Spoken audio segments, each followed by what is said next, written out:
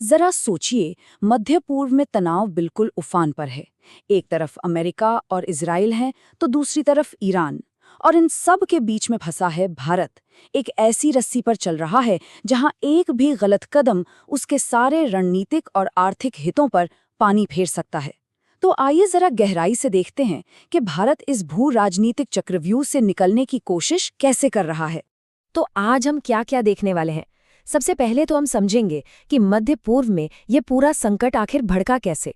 फिर हम भारत के सामने जो दो रास्ते हैं, आईमेक और चाबहार, उनकी बात करेंगे। इसके बाद हम अमेरिका और इजराइल के साथ भारत के रिश्तों की गहराई को जानेंगे और आखिर में इस सवाल का जवाब ढूंढने की कोशिश करेंगे कि भारत इस मुश्किल संतुलन को साध भी सकता है या नहीं। तो कहानी शुरू होती है मध्य पूर्व में हुए एक बहुत ही नाटकीय घटनाक्रम से, जिसने आप कह सकते हैं पूरे इलाके को एक अनिश्चितता के भंवर में धकेल दिया है। एक ऐसा संकट जिसने ईरान के नेतृत्व को ही जड़ से हिला दिया। हुआ ये कि सब कुछ बहुत तेजी से हुआ।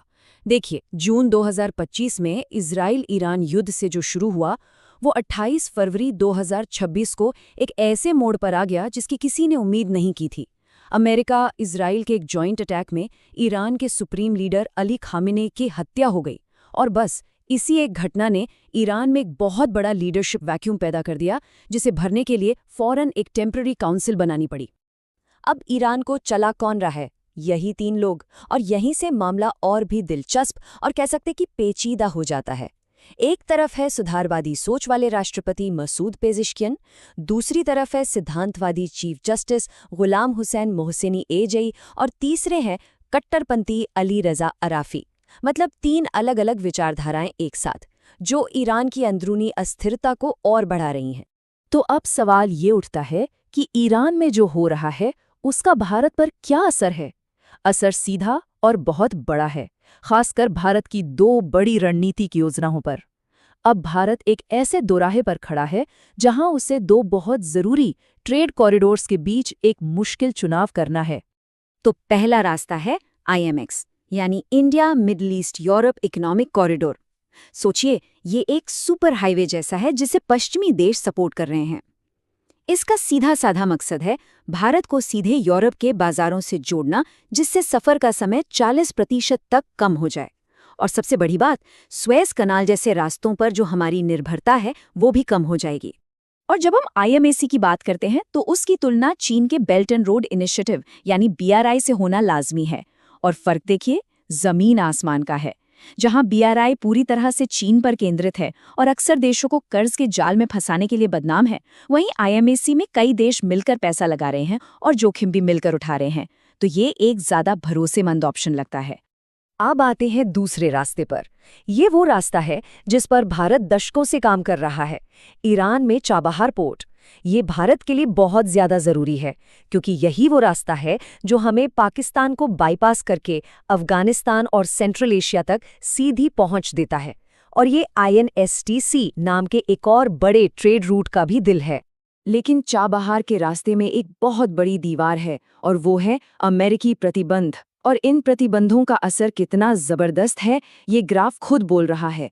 जरा इन आंकड़ों को देखिए। भारत ईरान का व्यापार जो 2018-19 में $17 बिलियन पर था, वो 2022-23 आते आते सिर्फ $2.3 बिलियन पर सिमट गया। ये गिरावट साफ साफ दिखाती है कि अमेरिकी दबाव भारत के आर्थिक फैसलों पर कितना भारी पड़ सकता है। तो सवाल ये है कि भारत आखिर क्यों अमेरिका के इतना करीब जा रहा है, ईरान से दूर होकर? वजह है एक बहुत बड़ा सौदा, एक ऐसी पार्टनरशिप जिसके दांव बहुत ऊंचे लगे हैं। देखिए, फरवरी 2026 में भारत और अमेरिका के बीच एक ट्रेड एग्रीमेंट हुआ।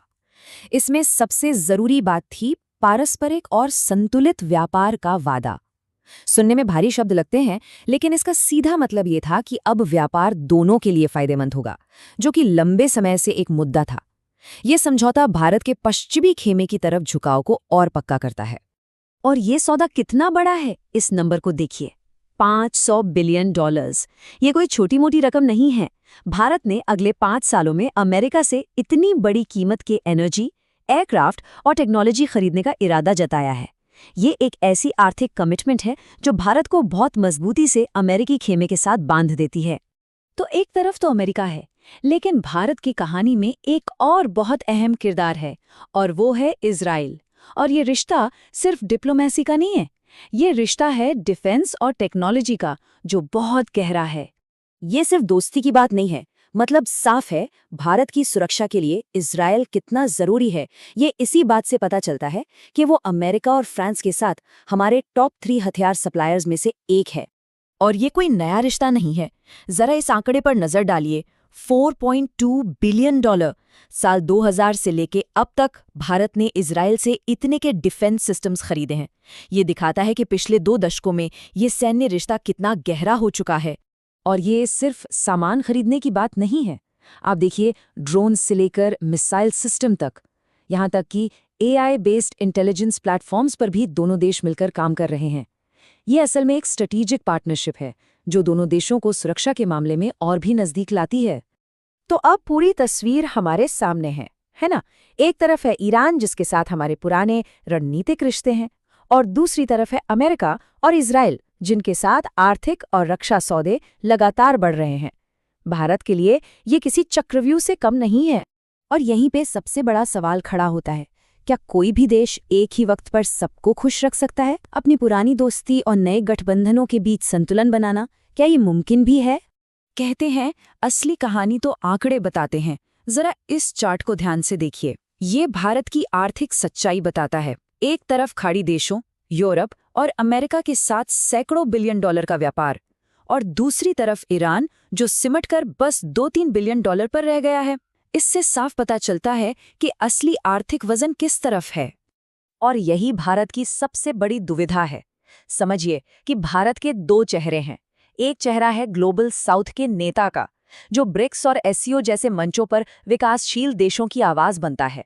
और दूसरा चेहरा है वो जो अमेरिका और इजराइल के साथ खड़ा दिखता है, जो UN में सीज फायर प्रस्तावों पर वोटिंग से भी बचता है। ये दोनों चेहरे एक साथ कैसे चलेंगे? तो फिर रास्ता क्या है? न्यू लाइन्स इंस्टीट्यूट का ये कोट एक बहुत ही दिलचस्प आइडिया देता है। इसका मतलब, अगर आसान भाषा में समझें, तो ये है कि IMEC जैसे प्रोजेक्ट्स का पूरा फायदा उठाओ, लेकिन खुद को इन बड़ी ताकतों के झगड़े से दूर रखो। मतलब, आम खाओ, गुठलियों से क्या लेना देना। तो भारत के लिए आगे बढ़ने का तरीका क्या हो सकता है? शायद एक साथ कई मोर्चों पर काम करना होगा, जैसे खाड़ी देशों के साथ अपने रिश्ते और गहरे किए जाएं, ईरान के साथ भी जो जरूरी लिंक है जैसे INSTC, उससे बनाए रखा जाए, और सबसे जरूरी, एक फ्लेक्सिबल अप्रोच अपनाई जाए। मतलब हर मुद्दे को उसके हिसाब से देखा जाए, किसी एक कैंप में बंद कर न रहा जाए। ये एक ऐसा रास्ता है जहां हर कदम फूंक फूंक कर रखना होगा। एक बात तो तय है, भारत के लिए आगे की राह बिल्कुल आसान नहीं है। इस मुश्किल रास्ते पर चलने के लिए बहुत ही सधी हुई कूटनीति और एक लंबी सोच की जरूरत पड़ने वाली है, क्योंकि दांव बहुत ऊंचे लगे हैं। और ये हमें एक बड़े सवाल के साथ छोड़ जाता है। आज की दुनिया जो इतनी बंटी हुई है, इतनी टूटी हुई है, क्या इसमें किसी एक तरफ मजबूती से खड़े होने के बजाय हर तरफ संतुलन बनाने की कला, यानी कि लचीलापन ही सबसे बड़ी ताकत है? इस पर सोचना तो बनता है।